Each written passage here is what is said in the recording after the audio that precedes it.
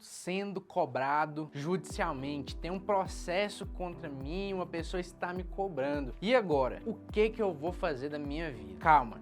Nesse vídeo aqui, eu vou explicar para as duas faces de um processo, as nuances de cada uma delas. Essas duas faces são o quê? Credor e devedor. Primeiro eu vou pontuar o que é importante em um processo para o credor e depois eu vou fazer as pontuações relativas ao devedor. Então vamos lá. Primeiramente, credores.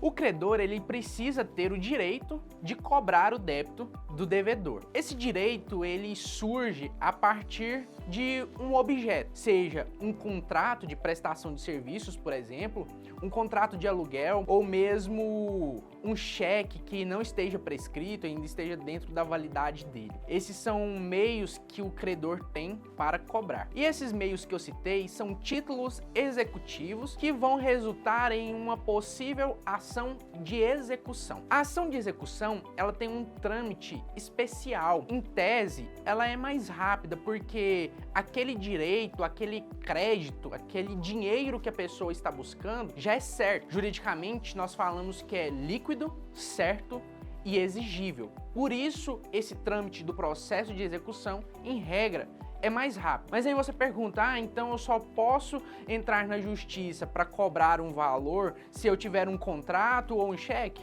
Não, longe disso. Isso são apenas exemplos. Vamos supor que você tenha apenas conversas de WhatsApp que demonstram que você emprestou dinheiro para uma pessoa ou mesmo fez um contrato informal, que é válido sim. Fez um contrato informal pelo WhatsApp. Isso também pode ser usado para ingressar na justiça para cobrar esses valores. Só que aí vai ser um trâmite diferente, não vai ser mais um processo de execução, porque prints de WhatsApp não são títulos líquidos, certos e exigíveis.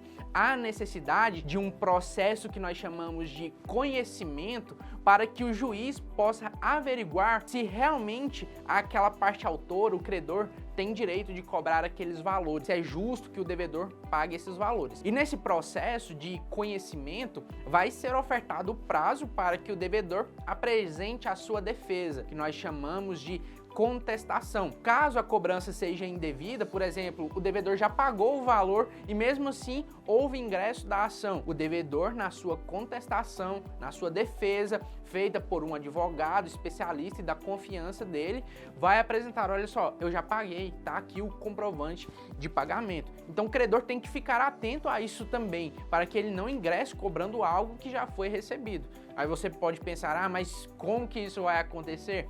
Pessoas que trabalham com grandes demandas, por exemplo, vários contratos de prestação de serviços, pode ser que fuja do controle e ele acabe ingressando com a ação indevidamente. Isso é grave, pode gerar multas contra essa pessoa que ingressa com essa ação de forma indevida. Nós chamamos de litigância de má-fé, que é ingressar acionar o poder judiciário indevidamente. Então, o autor da ação, o credor, ele deve se atentar ao que ele está cobrando, se realmente já não foi pago. E também deve contratar um advogado especializado nessas demandas, porque o advogado vai identificar qual é o processo correto que deve ser feito, uma ação de execução ou uma ação de cobrança, e temos também uma terceira, que é chamada de ação monitória. Um exemplo de ação monitória é um cheque prescrito, ele passou da validade dele, então ele perde a sua característica de título executivo, mas pode ser feita uma ação monitória. Ou dependendo do caso, esse cheque também pode ser utilizado para uma ação de cobrança. Por isso sempre pontuo a necessidade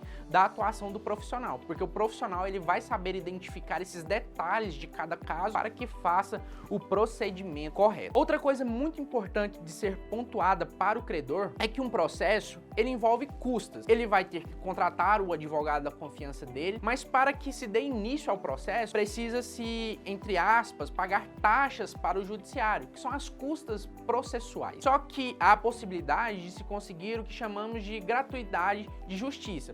Então, o credor, ele fez um contrato de prestação de serviços, mas mas não recebeu aquele valor que havia sido combinado, e ele precisa daquilo para subsistir, é a principal fonte de renda dele. Ele precisa demonstrar para o Poder Judiciário que ele não tem condições de arcar com as custas do processo. Ele tem que demonstrar que aquilo que ele recebe é suficiente somente para a subsistência dele e da família dele. Em casos de empresas, existe essa possibilidade da gratuidade também, porque empresas sofrem muito com inadimplemento de contratos e muitas vezes tem que acionar o judiciário para tentar receber esses valores. A pessoa jurídica, ela pode também pleitear a gratuidade da justiça. Só que é mais complicado, precisa de uma análise aprofundada, colacionar, juntar nos autos muitos documentos para demonstrar, fazer um estudo aprofundado da situação financeira da empresa para que ela possa conseguir esses benefícios da gratuidade de justiça. É difícil, mas não é impossível. Precisa de um estudo detalhado, tem-se essa gratuidade de justiça. Então nós falamos do título, do objeto, da origem da dívida, nós falamos das custas que envolvem ingressar com o processo. E é importante pontuar também para os credores. Pode ser que o devedor seja um devedor profissional, entre aspas, profissional. E esse devedor profissional, ele tem a habilidade de esconder bens. Ele se desfaz dos seus bens, ele pega um crédito aqui, pega um dinheiro emprestado dali e sai devendo todo mundo, porque ele não tem nada no nome dele, ele não movimenta suas contas bancárias. E isso gera um prejuízo para o credor, porque o credor precisa buscar bens. Porque se o devedor não paga voluntariamente, participar os atos constritivos, penhora de bens, bloqueios em contas bancárias. Mas se o devedor ele não tem nada no nome dele, é necessário que o profissional advogado que o está auxiliando faça diligências para tentar comprovar uma possível fraude no processo de execução. Ou seja, o devedor se desfez dos bens porque sabia do processo e não quer que haja a penhora. É possível sim comprovar uma fraude que o devedor tente fazer.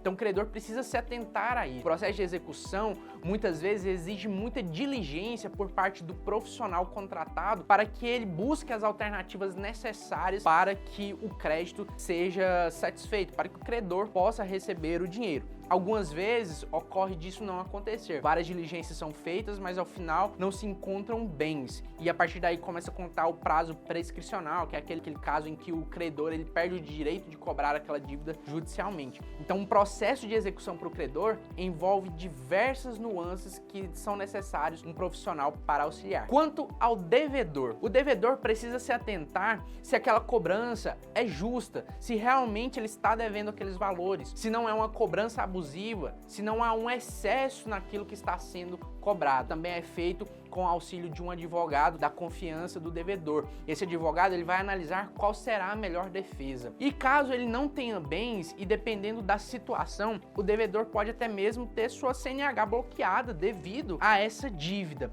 Só que se ele precisa dessa CNH para trabalhar, o profissional advogado contratado pode expor isso no processo e tentar reverter. Também podem ser penhorados conta salário, pode ser penhorado poupança, pode ser penhorado até mesmo benefícios do INSS. Então o devedor precisa estar atento, porque se ele não paga no prazo determinado na lei, que em regra são 3 dias a partir do recebimento da carta de citação, ele pode ter bens constritos. Então ele precisa do auxílio de um advogado e imediatamente quando ele receber essa citação, ele precisa procurar um advogado para que a situação dele não fique ainda pior, porque se ele não paga voluntariamente,